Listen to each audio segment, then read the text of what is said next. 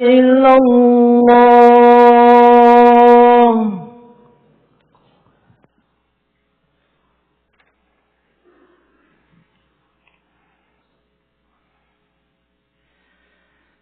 الحمد لله الأكرم الذي خلق الإنسان وكرم وعلمه من البيان ما لم يعلم، فسبحان الذي لا يحصى امتنانه باللسان ولا بالقلم. نشهد أن لا إله إلا الله وحده لا شريك له جل وعلا رب الأرباب ومسبب الأسباب، ونشهد أن سيدنا ونبينا مولانا محمدا عبد الله ورسوله، بلغ الرسالة وأدى الأمانة ونصح الأمة، فجزاه الله عنا وعن كل المسلمين خيرا. اللهم صل وسلم وبارك على سيدنا محمد عبدك ورسولك النبي الأمي وعلى آله وصحبه وبارك وسلم تسليما كثيرا كثيرا. أما بعد، رب يسر ولا تعسر وتمم بالخير وبك نستعين يا فتاح. رب اشرح لي صدري ويسر لي أمري واحلل عقدة من لساني يفقه قولي. ربي زدني علما والحقني بالصالحين. سبحانك لا علم لنا إلا ما علمتنا إنك أنت العليم الحكيم. سبحانك لا فهم لنا إلا ما فهمتنا إنك أنت الجواد الكريم. My dear respected elders, brothers and sisters in Islam, in the framework of Islam, I ask you, how important is Allah? How important is Allah in the framework of Islam? For some, that question raised eyebrows. How dare you? Allah is everything. Yes, He is. Allah is the nucleus. Allah is the core. Without Allah, there is no Islam. Without Allah, there is nothing. Matter of fact, without Allah, we are nothing also. لَوْلَا اللَّهُ مَهْتَدَيْنَا وَلَا تَصَدَّقْنَا وَلَا صَلَّيْنَا. If it wasn't for Allah, we would not have seen guidance. We would have not known guidance. We would have not given charity, nor would we have surrendered and submitted to Allah subhanahu wa ta'ala through acts of worship. So yes, Allah's importance in the framework of Islam is everything. Question number 2. How important is Allah to me in my life? That's a totally different question. The first question was theological. The second is based more on practical. How can I gauge the actual presence of Allah's importance in my life? See, there's a big difference when we say, I'm a believer. No one's disputing that. No one's challenging that. But as we raised eyebrows when the question was asked, how important is Allah in the framework of Islam, we should be equally connected to the question, how important is Allah in my life? So how can I gauge that importance? It's very simple. You need to complete a survey. And that survey is of the following verse of the Holy Quran, which is in chapter number 21, verse number 92, in which Allah subhanahu wa ta'ala states, Bismillahir Rahmanir Rahim, Inna hadhihi ummatukum ummatan wahida wa ana rabbukum. That verily this brotherhood of yours is a single brotherhood, and I am your Lord. I want us all today to keep these two words front and center. Brotherhood and Lord. For I believe these are two key distinctions of our unity. Now we all know it's not new, it's not breaking news. It's not the new thing circulating in our world today.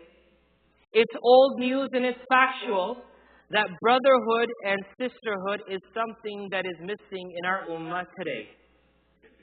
You don't have to be an expert to know it. You don't have to be an expert to understand it. It's a fact. We are lacking unity and togetherness. Some may ask, why? Why is it so? I'm not interested in covering that topic today because that opens, as we would say, Pandora's box of what we call the blame game. Because when we look at a problem, our instincts drive us to say, there is a reason behind that problem and those are those people. We're not going to talk about what's the reason. I want us to understand today what can restore that unity. Because I think that's a productive step. And when we talk about why it's happening, to me it's counterproductive. Yes, we are not united. It is a fact. What can bring unity back? Remember the two words, brotherhood and Lord. What can bring it back is the same thing which its absence is allowing us to separate. When I can reinstill Allah subhanahu wa ta'ala as the nucleus in my life, and all that I do, from the beginning, from the get-go to beyond the end, giving Allah the same importance that we gave when the first question was posed, I will then change. And when I change, we will change. And when we will change, they will change. And when they will change, unity will be restored. The solution to the problem begins with self. And the verse that I quoted to you in the beginning is a vital formula that explains to us how unity can be restored. Now, I'm sure some may be thinking, is the Imam asking us to question our ikhlas and sincerity? Are you trying to say I'm insincere what I do? No, that's not my territory. I have no right to do that. Neither does anyone else have the right to do that. But I feel it's imperative when we do self-assessment, we need to ask ourselves the simple question, is Allah subhanahu wa ta'ala the focal point in all and everything that I do? To expand on this, I want to give into us all today 3 scenarios. And I want to tell you what happened. And I want you to ask yourself the simple question, why did it happen? Scenario number 1. When having an upper hand or authority in religion becomes a disadvantage. Many of us, alhamdulillah, through the grace and mercy of Allah subhanahu wa ta'ala, through His selection and through His grace, has allowed us to do something for the sake of His deen. Matter of fact, all of us in some capacity or the other are serving. And in our service, we may have some flexibility or leverage due to our position or our title. Now, when the title comes around, does that leverage allow me to say Allah is not in the equation anymore? That I'm someone now, so I don't need to restore to Allah in regards to what I do and how I do? Well, if we do lose Allah subhanahu wa ta'ala at that point, we are not just losing Him, we are also losing our unity. Let me give you 2 interesting stories. In the Battle of Uhud, Mus'ab ibn Umair radiallahu ta'ala was given the flag. He was told to hold the flag. He was the flag bearer for the Muslim army. We know that he was martyred. And upon being martyred, Ali radiallahu ta'ala held it up. Abu Sa'ad saw him and he challenged him. Ali radiallahu ta'ala took him on and he tackled him to the ground. He tackled him in a state that he humiliated him. At that moment, Ali radiallahu anhu got up and left him. Because what was engraved in Ali radiallahu anhu's heart and mind was Allah, not me. I'm serving, I have a position, I have power, I have authority. But it's Allah, not me. Khawla bint Tha'laba, story number 2. She is a famous Sahabiya that Allah subhanahu wa ta'ala revealed in the Holy Quran a chapter, the beginning of which speaks to her directly. Subhanallah. لقد سمع الله قول التي تجادلك في زوجها وتشتكي إلى الله والله يسمع تحاوركما. She had a problem with her husband. Long story, I don't want to go into it. She came to the Prophet Muhammad sallallahu alaihi wasallam and said, I have this problem. I want you and Allah to tell me what it is I need to do. And Allah subhanahu wa ta'ala revealed a verse. He revealed verses. And He said that He's listening to the conversation of the one who's disputing with you in regards to her husband. Wallahu yasma'u tahawurakuma. Allah's listening to your conversation. Such a noble lady. When Umar ibn Khattab radiallahu anhu was Khalifa, she approached him. He welcomed her and he listened to her. She stopped him on the street and she began admonishing him. She said, Oh Umar, you used to be called Umar, and then you were called the commander of the faithful. Fear Allah subhanahu wa ta'ala. O Umar, for verily the one who is most certain of death fears loss, and the one who is most convinced of judgment fears punishment. Now there was a man looking on and he saw this. He said, you left a man of Quraysh, you are the people of Quraysh, succumb to this old woman? Umar, you're a Khalifa. You're a person of Quraysh. You have a status. You have nobility and honor. And this old woman came and admonished you? How dare she?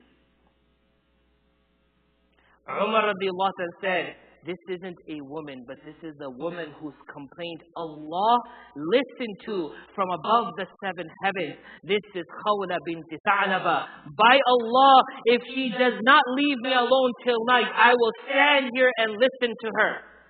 I will stand here and give her time. I will only stop for prayer, but then I will return and listen to her.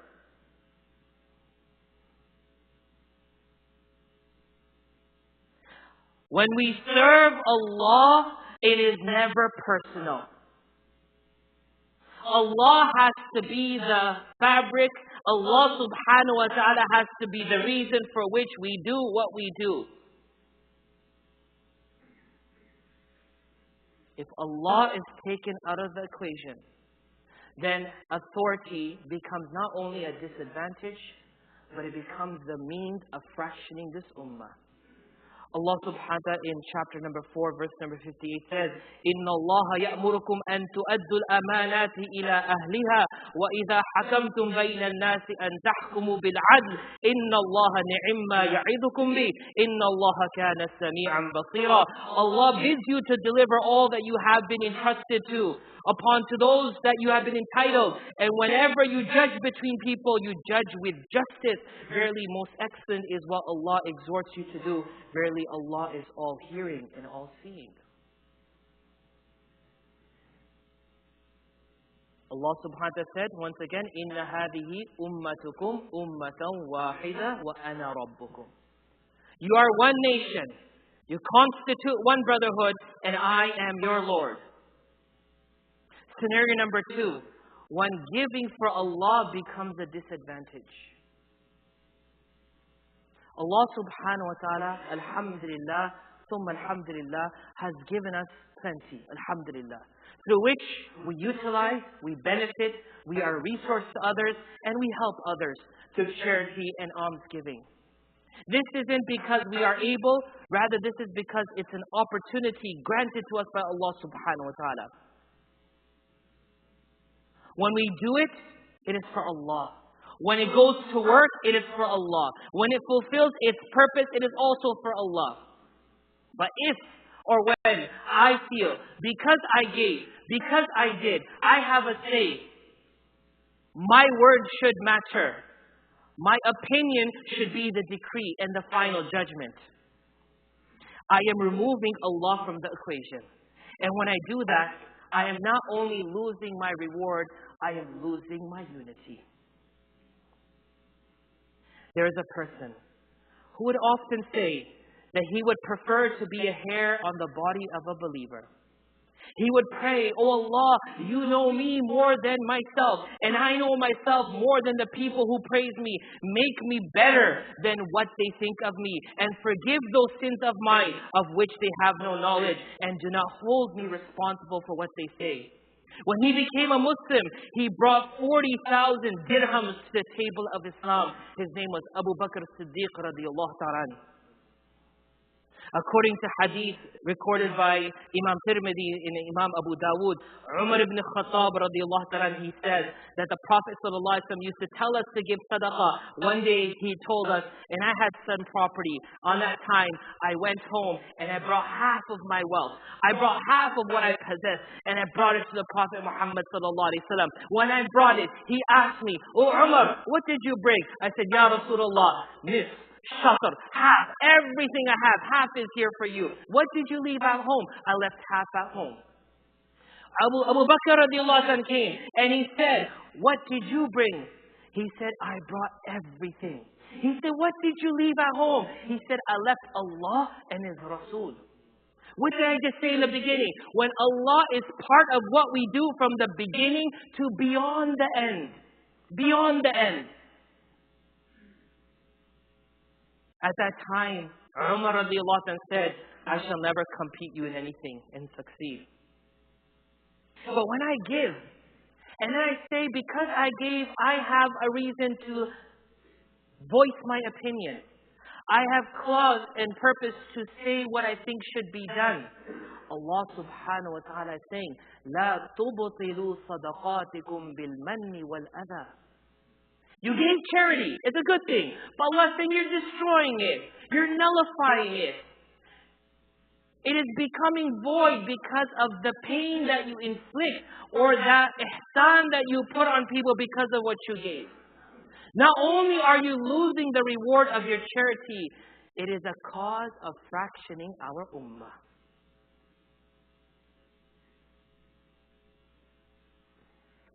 Third and final scenario. When knowledge that one acquires becomes a disadvantage. We talked about when having an upper hand or authority becomes disadvantage. We spoke about when giving for Allah becomes a disadvantage. And last but not least, when knowledge acquired becomes a disadvantage. Knowledge was given to bring humanity together. Today, knowledge is being used to divide people and erect walls from the seventh earth to the seventh sky. When what we know divides us and fractions us, when knowledge which was meant to bring us together separates us, Allah has been taken out of the equation. Recall the incident when two companions disputed over the Quranic recitation. A Sahabi heard another companion reading Quran. He said, "You're wrong." "I'm wrong?" "You read." He read. He said, "No, you're wrong." "I'm wrong, you're wrong, we're wrong, who's wrong?" Let's take it to the Prophet Muhammad sallallahu alaihi wasallam. They went to the Prophet Muhammad sallallahu alaihi wasallam and they brought their case forth. He said, "Wait, read." He read. He said, "You're correct." He said, "Read." He read. He said, "You're correct." Knowledge wasn't given to divide us, but when it starts separating us, when the money that we give and donate for Allah divides us, and when the power and authority that we have been granted to serve humanity becomes a status and a title for us, Allah's taken out of the equation. When Allah's taken out of the equation, there's no unity in Islam. There's no unity amongst the Muslims. Guaranteed or your money back. That's why the Prophet Muhammad sallallahu alaihi wasallam said, من تعلم علما مما يبتغى به وجه الله عز وجل لا يتعلمه إلا ليصيب به عرضا من الدنيا لم يجد عرف الجنة يوم القيامة يعني ريحها. When a person acquires knowledge with the sole intention of seeking the pleasure of Allah subhanahu wa ta'ala, but for the worldly gain, he says, no, it's not for Allah. I want to get something from it. I want to divide people because of it. I want to show I'm more credible than the other. That person will not smell the fragrance of Jannah on the Day of Judgment. I will pause here and ask Allah subhanahu wa ta'ala that He makes us all, including myself first and foremost, amongst those who know Allah and their lives revolve around Allah. That from the beginning of what we do, from during what we do, to beyond what has been done, Allah subhanahu wa ta'ala is the sole purpose of everything. Ameen ya Rabbil Alameen. Allah khair.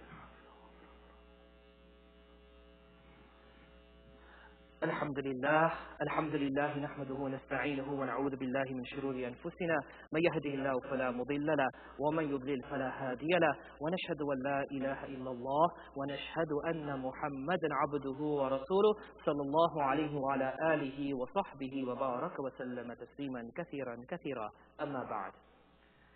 Once more, in the Holy Quran, Allah subhanahu wa ta'ala states, إن هذه أمتكم أمة واحدة وأنا ربكم. Your brotherhood constitutes one brotherhood and I am your Lord.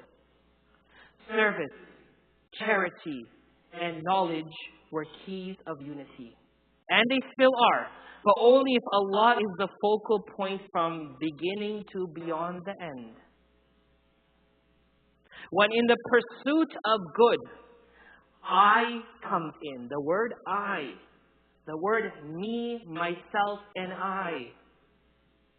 Allah is taken out of the equation totally. And that's when the ummah divides. I serve Allah for Allah. Who is important? It is Allah. Whose decision is important? Allah's decision. Who am I? Nothing. When I give for Allah. Who am I giving? For Allah. What's going to happen? What Allah wants. What's my opinion? I am nothing. When I learn for Allah. What I learn is about Allah. When I propagate, it's about Allah. Who am I? I am nothing. And when I is taken out of the equation, I swear by Allah, unity will come back. But unity will not come. Rather, politics will ruin our faith when I comes in when we serve, when I comes in when we give, and when I comes in when we learn and teach and propagate knowledge of Islam. There was a time when the Muslim Ummah was thriving and succeeding because they were serving, not ruling. They were giving, not ordering. They were learning and not using that knowledge to humiliate another or to challenge another. That's why in the same verse, which I'll recite the fourth time, إِنَّ هَذِهِ أُمَّتُكُمْ أُمَّةً وَاحِدَةً وَأَنَا رَبُّكُمْ فَاعْبُدُونَ. Your brotherhood constitutes one brotherhood. I am your Lord, so worship me. Worship means from the beginning of what you do, from the get-go of what you do, to beyond what has been done, it is only Allah, Allah, Allah. There is no I in the equation. That is why the beautiful verse of the Holy Quran reminds us that when we reach this point, success is guaranteed. Inna salati wa nusuki wa mahyaya wa mamati Lillahi Rabbil Alameen. My devotion and worship, my striving and effort, my life and my death is for Allah subhanahu wa ta'ala. How important is Allah in the equation of Islam? He's the nucleus. He's the core. Everything revolves around Him. How important is Allah in my life and what I do? The survey was given. It is due time that beginning with myself, I look, I reassess, I reevaluate what it is I'm doing through the will of Allah subhanahu wa ta'ala and through the blessing of Allah subhanahu wa ta'ala, and make Him part and parcel of everything that happens. We send salutations and blessings upon Muhammad Mustafa sallallahu alaihi wasallam, who not only mentored us and advised us and gave us the virtues, but he showed us the way of how it can be done. Allah subhanahu wa ta'ala says in the Holy Quran, Inna Allah wa malaikatahu yusalluna ala al-nabi, ya ayyuhalladhina amanu, sallu alayhi wa sallimu taslima. Allahumma salli wa sallim wa barik ala sayyidina Muhammad, abdika wa rasulika al-nabiyyi al-ummi, wa ala alihi wa sahbihi wa baraka wa sallama tasliman kathiran kathira. Allahumma ighfir lana ذنوبنا وإسرافنا في أمرنا وثبت أقدامنا وانصرنا على القوم الكافرين. اللهم أرنا الحق حقا وارزقنا اتباعه وأرنا الباطل باطلا وارزقنا اجتنابه. اللهم حبب إلينا الإيمان وزينه في قلوبنا وكره إلينا الكفر والفسوق والعصيان واجعلنا من الراشدين. اللهم إنا نسألك العفو والعافية والمعافاة الدائمة في ديننا ودنيانا وآخرتنا. نسألك اللهم من الخير كله عاجله وآجله، ونعوذ بك اللهم من الشر كله عاجله وآجله. اللهم اشف مرضانا وعاف مبتلانا وارحم موتانا يا رب العالمين. آمين يا رب العالمين. آمين يا رب العالمين. آمين يا رب العالمين. إن الله يأمر بالعدل والإحسان وإيتاء ذي القربى وينهى عن الفحشاء والمنكر والبغي يعظكم لعلكم تذكرون. فاذكروا الله يذكركم وادعوه يستجب لكم ولذكر الله أكبر والله يعلم ما تصنعون. Please ensure that our lines are straight, stand shoulder to shoulder, fill in all the gaps in front of us and around us. Please ensure the line in front of us is complete from both sides before we form a second line. Brothers, please come in. There's a lot of space. Subhanallah. Let us make it a part of our practice, so when we come for Jum'ah, regardless if it's the first or second,